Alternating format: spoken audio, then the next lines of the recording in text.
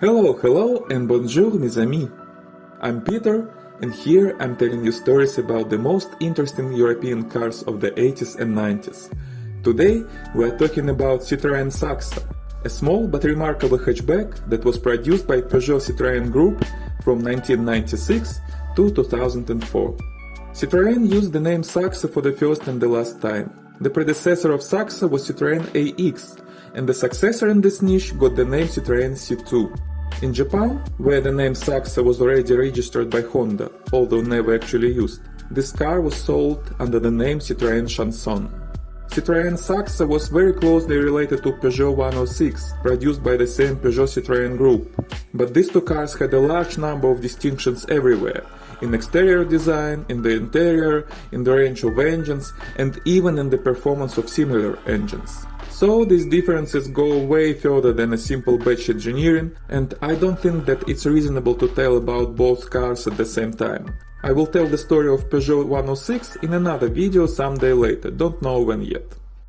The Saxo was built as a small 3-door or 5-door entry-level hatchback. Personally, I like the 3-door version more. I think that the appearance of side doors on 3-door models is particularly elegant, as well as door handles. The 5-door version had simple and rather boring door handles. Also, the most interesting hot versions of Saxo were produced with 3 doors only.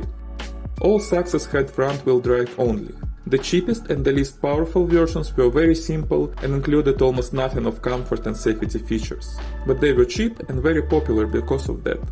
The better trim levels could have the air conditioning, manual operated sunroof, electric power steering, rear disc brakes instead of drum brakes, ABS and airbags. The range of engines included 5 gasoline engines and 1 diesel engine, all naturally aspirated. The smallest engine had just 954 cubic centimeters, delivering a pathetic 49 horsepower and 54 foot-pounds or 73 Newton meters. Another small engine, 1.1 liter, could produce 59 horsepower and 69 foot-pounds or 89 Newton meters. Still low, but better. The 1.4 liter engine made 74 horsepower. This is already a decent number for such a small car. By the way, this engine was the only one available with 3-speed automatic transmission. All others were paired with a 5-speed manual gearbox. Like almost all European hatchbacks of the era, Saxo trim levels and engine range were clearly divided by 2 parts. The first one, the one we talked about before this moment, is rather boring, slow, entry-level cars that usually were bought by young boys and girls as a first car. Particularly in the United Kingdom, where this version had very low insurance rates, a big thing in the UK. But there was also another part of the range, fast, angry, dynamic and active hot hatches. And for Saxo, there were 2 sportive options, VTR and VTS, both with 1.6 liter engines with fuel injection. VTR engine had 8 valves, and these engines could make 89 horsepower in 1997-1999 and 97 horsepower after restarting in 1999 with 0 to 60 in 9.4 seconds and a top speed of 193 km per hour or 120 miles per hour. The most powerful Saxo, Saxo VTS with a 1.6 liter 16-valve engine, produced 118 horny ponies with a max speed of 205 km per hour or 127 miles per hour and 0 to 60 miles in 7.8 seconds. And these 2 versions are the most interesting in the Saxo range. These are the ones you'd probably like to buy and drive. Well, 97 or 118 horsepower don't look like a sports car at the first glance. But don't forget that the weight of these midgets was only 935 kilos, or just over 2000 pounds. This meant a very decent power-to-weight ratio, resulting in great acceleration and made the car suitable both for city driving and for outperforming many of more serious cars of the era in acceleration in racing. The VTR and especially VTS version of Saxo were without doubt real sports car, the cheapest and the most affordable sport cars in the world at that time. For many talented racers, they became the first ticket to the racing world. It was cheap to buy the car, cheap to modify it, and easy to work with it in your garage without expensive equipment and the support of a large racing team. In Europe, Saxo had its own racing series, and it was rather popular at the time and even was broadcasted on TV. Sebastian Loeb, who is the most awarded rally racer in the whole history, the winner of the World Rally Championship 9 times in a row from 2004 to 2012, started his career in Citroen Saxo. And actually driving Saxo with its lightweight, front-wheel drive and a very short wheelbase was all about the rally driving style. The only way to be quick in corners and don't lose the control was to point the car in the right direction, step on the gas pedal and don't release the gas pedal until the end of the turn. Saxo was very prone to side skidding of the rear part of the car in corners, and the only way to keep it on the route was to provide a permanent acceleration momentum to the front wheels to compensate this skidding.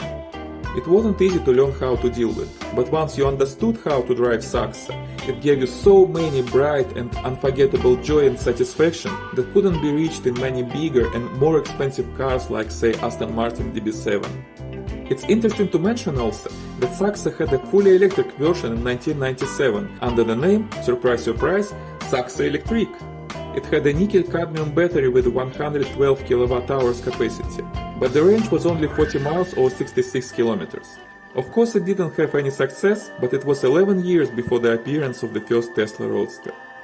Also, it's interesting that the right-hand steering versions of Saxo, sold in the UK or Japan, never had the air conditioning that was available for some left-hand steering trim levels. The reason was that the car was so small that Citroën engineers couldn't place the blower motor into the right-hand cars because of the location of the windscreen wiper motor. There were some aftermarket solutions for this issue, but they didn't work well. Anyway, Saxo was very popular in Europe, particularly in France, UK, Spain and Portugal. Almost 1.5 million cars were sold in total. Of course, it was never sold in the United States, because Citroën left the American market a long time before. But now, some of these cars are already older than 25 years, and this means that you can legally import them to the United States. The current prices for Saxo in Europe are very interesting. In the UK, the VTR version now costs from 2 to 6,000 British pounds, and slower versions with 1.1, 1.4 engines are as low as 1,200, 3,000 pounds. On the continent, you can find a 1.1 Saxo for as low as just €500, and the Saxo with 1.4 engine for 1 to 5,000 euro. But you don't want them, trust me. The one you may want is VTR, with a current price tag from 3,500 to 10,000 euro.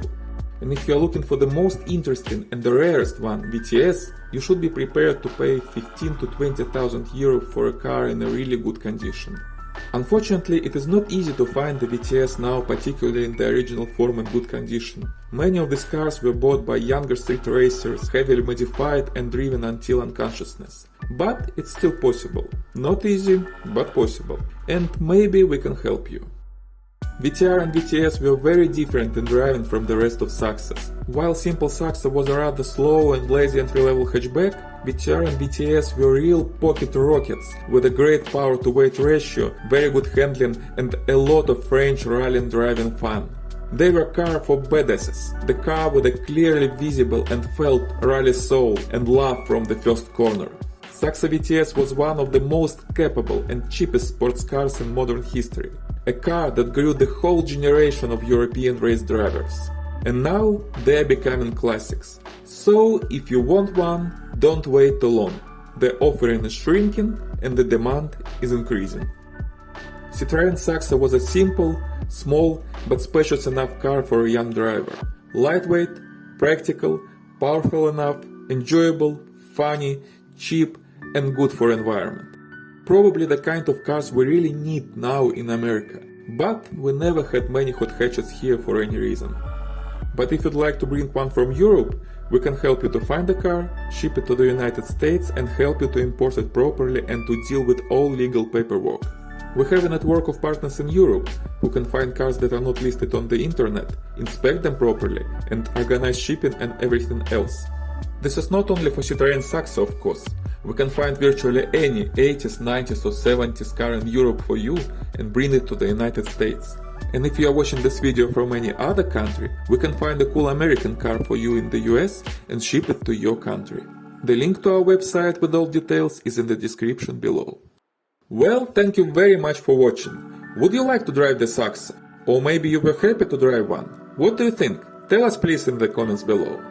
And if you like this video, please give me thumbs up and subscribe. Merci beaucoup mes amis and see you next time.